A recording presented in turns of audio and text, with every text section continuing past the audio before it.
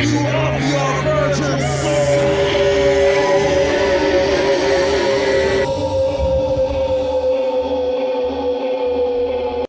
Everybody, welcome back. Today I'm going to be talking about Kiss, and if you've seen my two previous videos, I'm probably going to be doing minimal music on this. I might do like an opening, and I might do a couple of sound samples, like stuff like that. What I'm going to probably start doing is just using cover songs, just like, I mean, it's the only way to actually like have a little bit of music in there, but not get a copyright claim. So I'm going to be talking about Kiss in the 70s. My previous Kiss related video was Kiss in the 80s, and to this day it's my least viewed video ever. So hopefully this one gets more than 5 views. Who knows? We'll see. But let's start it off. I'm going to be talking about Kiss and slightly reviewing each album. 1974, the self-titled album. This one does have Kissing Time on it. You see the ring on here? I'm not sure if you see the ring mark. That's what happened with a lot of these albums. They got compressed. I don't know if it was because it was stacked like this or people put them on stacking them on each other. You get that like ring, and it just kind of like really ruins the record after a number of years. This has been sitting around and garage or something, whatever. I got it at a record store, and I don't remember when this came out. I was just a kid. I know I sound like Andy Halloween right now, but I was just a kid when these came out. The cover of Kissing Time I like. I think it's a good song. They didn't want it on there. They didn't like it. And Black Diamond is a really cool song because it starts off with Paul singing it and Peter Criss comes in. It just sounds really cool. It sounds loud and very powerful. Definitely very powerful. The next one, I'm going to spend a little bit of time on this one. I'll try to make it quick. Hotter Than Hell. Right there with the cheek cut out at the bottom sign. And the songs on here are just awesome. I've got to choose. Hotter Than Hell, Let Me Go Rock and Roll. And of course, one of my favorite ones is Watching You. There's a very interesting album cover. This was part of, I don't know if this was, Gene Simmons never said this. He never took credit for this. The genius of Gene. He never claimed credit for this. But they used the Japanese writing on here. And on the back, for several of the song titles. Yeah, got to choose. Okay, yeah. Written on the back, right above the little hands here, right on the side of the hands. That's also written. So, with this Japanese writing style, for those of you who don't know, it's katakana. It's not hiragana or kanji, it's katakana. So basically what it means is, all these words are just transliteration. They use these for like English words, or even other foreign words or whatever. They use those so people could sound it out. Primarily English. So is Jikoku no Sakebi. So I will put that also up. And you see this is the first part is the kanji. And then the next part is hiragana. That part is Jikoku no Sakebi, which literally translates to Hell's Shout, or the Shout of Hell. Oh, they also have it here. Kisu. I'll put that right here too. I'll put it right on the next album is Dress to Kill. I think this is definitely one of their best ones. It's an interesting cover. It's in black and white. And it's almost like the negative. I was like, is that a negative? It's just a black and white photo. I've seen a colored picture of this too online before. So I think they just decided, well, yeah, black and white's our theme. So let's go with just black, white. Let's not make it too fancy on this one. And then on the back is the negative of it. They took the negative of the picture and decided to use it. So I think that's kind of cool. And just as we would expect and thought, I see that like street pole sign thing there in the car going by. It was in New York City. And you can imagine they're probably waiting for, geez, get this car, probably a bus drove by them and everything. And they're waiting for vehicles to just not come by, but they were just like, forget it, it's New York City. It's freaking crowded, crowded as hell in New York City, especially back, of course, even in the 70s. So they were just like, just take the dang picture, never mind about the cars in the background. So, well, I love this album. It's a cool, powerful album. Room Service is definitely one of my favorite songs off of the album. A stewardess in a tight blue dress. Then a stewardess in a tight blue dress. All Night. Love Her All I Can is another awesome one. Rock and Roll All Night is a great song, but it's just one of those other overplayed songs. Like with any band, their biggest hit and most overplayed song, it's an overplayed song. And of course features the song She, and most of you probably already know this, and if you don't know this, She is definitely a Wicked Lester leftover. If you don't know what Wicked Lester is, it's the band that Paul and Gene were in before Kiss. Wicked Lester. Out with Destroyer.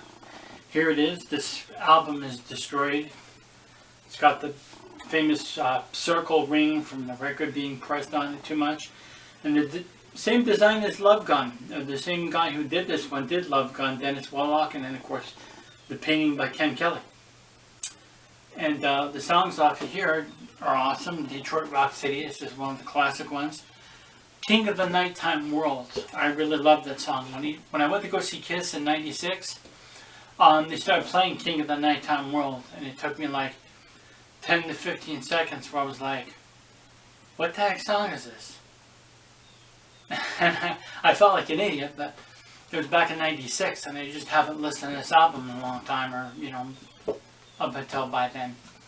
But, I don't know, I just temporarily forgot for like 10-15 seconds, and I was just like, okay, yes, it's King of the Nighttime World. It's an awesome song. I really love that song.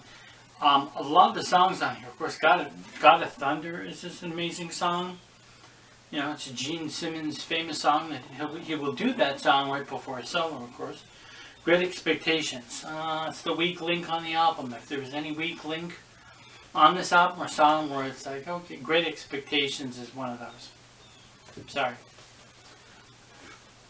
Flaming Youth, Sweet Pain, Shattered Out, and Do You Love Me? Flaming Youth is probably the second runner-up for songs that isn't that great. I mean, come on, you're going to compare this to Rock and Roll Over and Rock and Roll Over. They should have kind of mixed Rock and Roll Over in this, but you wouldn't have two iconic, awesome album covers. It was cool that they did two albums really quickly, both in '76. But Sweet Pain, yeah, Sweet Pain, kind of lame. Shout It Out Loud is a cool one. Shout It Out Loud is one of those choruses that the whole crowd, you know, can sing and participates on, because it's a group vocal thing, and it's just an awesome one. I love that one. Beth, of course, you all heard of, you know, about Beth. It's Peter Criss' song that, you know, he co-wrote with somebody. It's a good song. I like it. And then, of course, Do You Love Me? I really love that one. It's a perfect Paul song. Questioning girl, you know, like all this fancy stuff with the, you know, the backstage pass, dark sunglasses. Lyrically, it's just one of those good lyric songs. Like I said, that he wrote about a girl that, you know, he was like, you know, do you really love me, or do you just like all this, you know, rock and roll lifestyle and all this other fancy stuff? But anyways, Destroyer, it's a classic album. It's just one of the best ones, and it's just an amazing album. A lot of people think that this is their best album, kind of, but I think it's an awesome album. It's an awesome album cover, and I love this. Rock and Roll Over, definitely one of the most awesomest albums. It's an awesome album cover. It's an awesome album cover. I love this album cover. Paul and Gene are at the top, of course. On this side, it says Peter at the top, so it doesn't matter. You can hold it this way or whichever way. The songs on this are amazing. What I love about this album, and, you know, years later, researching stuff, you know, getting into Kiss and buying all the 70's Kiss stuff in the 80s, I was like, oh, hey. And one day, I was just like, hey, holy shit, they released this in 1976. In November of '76, the same year that Destroyer came out. And what was interesting, a lot of people consider Destroyer a masterpiece, which it's really good. It's an awesome album. But man, the songs off here, they could have combined it to two, because I'll get to the next one in a minute. But the songs off here are just amazing. Include See You in Your Dreams, Love 'Em and Leave 'Em. That's just an awesome one. I love how Gene sings that one.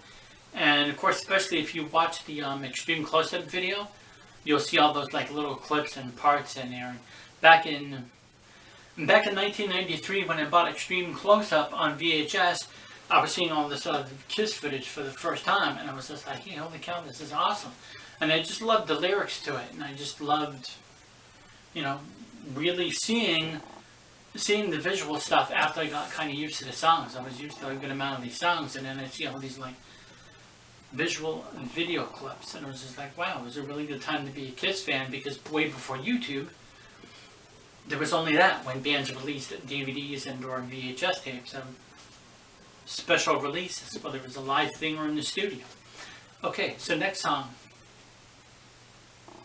Hard Luck Woman. I think Hard Luck Woman is a really good song. It's the next song that's, hey, here's another good Peter Criss song. There's a few Peter Criss songs out there that I think are underrated and that aren't appreciated, but only a few. It's not like he did a lot anyways within the band. But the songs that he did do were really good, and that's probably why Paul and Gene, you know, have stated before they're going to make sure that each song is like really good and can pass.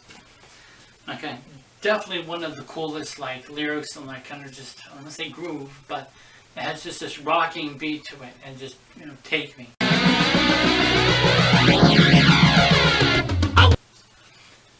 Favorite song off the album? I Want You.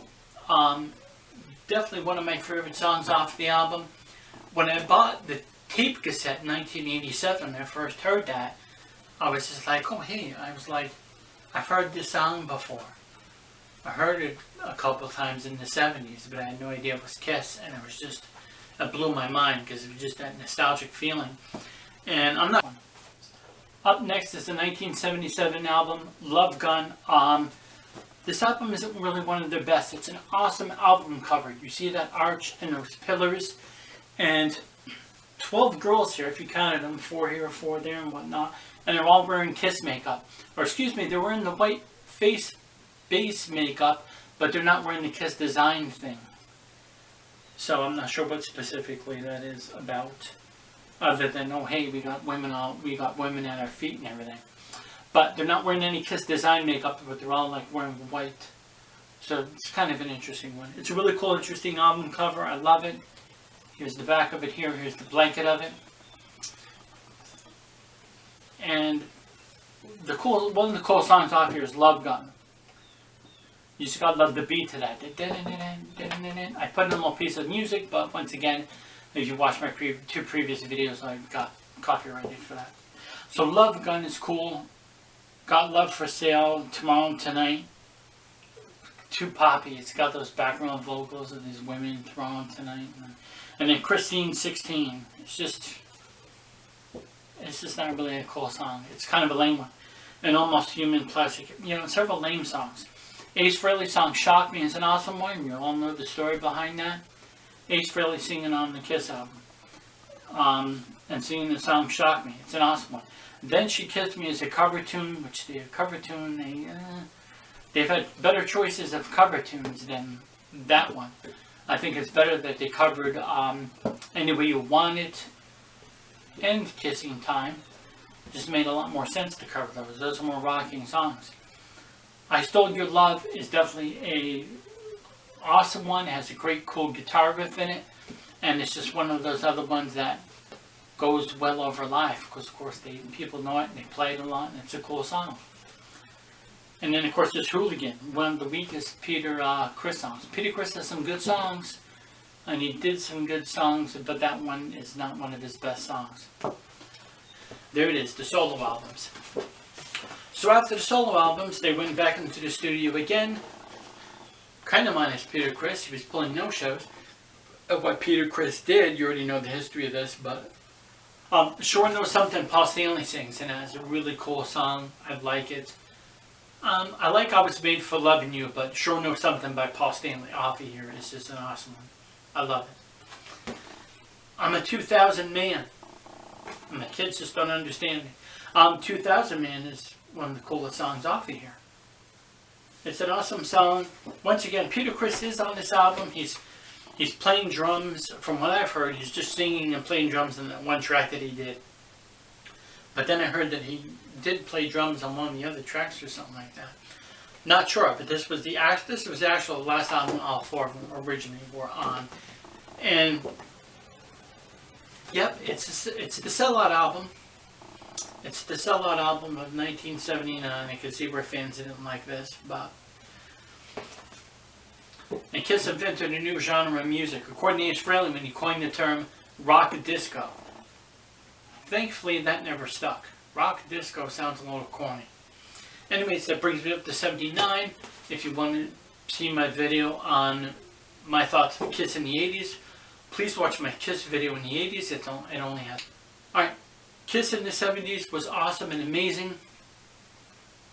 I missed a lot of that stuff during the 70s. Caught up with it during the 80s when I bought all the albums. Let me know what your thoughts are down in the comments. Thank you for watching. See you.